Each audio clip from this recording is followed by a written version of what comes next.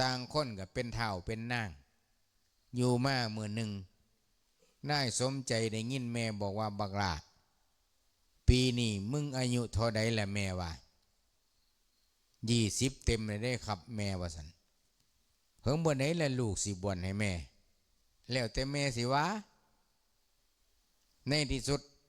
นายสมใจอายุครบบริบูรณ์ครบบวชแล้วก็เลย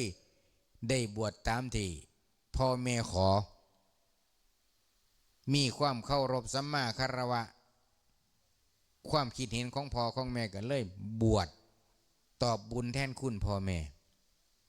ก็เลยไปสั่งเสียวสมจิตเฮาสิบวชได้เว้ยอายุก็ครบบวชบริบูรณ์แล้วนางสาวสมจิตก็เลยบวชก็บวชเฮ้ยเฮาอนุโมทนาบุญนำสมใจก็เลยนี่บวชเป็นพระภิกษุในพุทธศาสนาบวชแล้ว